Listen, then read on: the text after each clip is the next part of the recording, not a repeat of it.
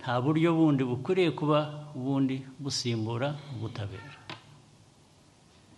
Ariko aho ubutabera butari, aho budakoze, ibindi birakorwa.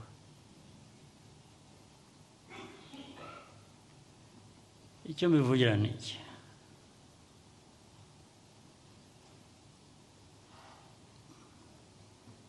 navuze amateka yacu.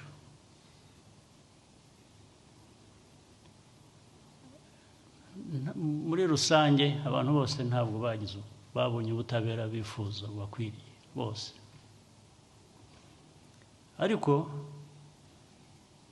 hari ababubuze kurusha abandi, hari ababuze ubutabera kurusha abandi.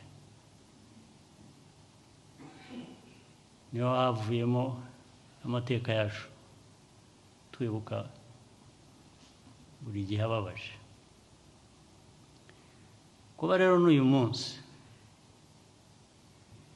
hagishobora kuboneka abantu bafite ibitekerezo byo kudusubiza aho ngaho, icyo gihe amategeko, ubutabera bugomba gukoreshwa. Nibudakoreshwa, ibindi bizakoreshwa.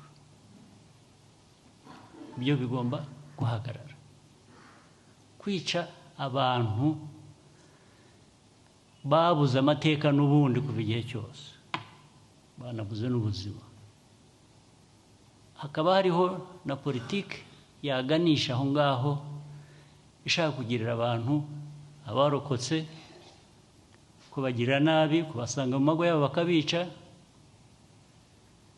Amategeko agomba gukora, nadakora hazakora ibindi.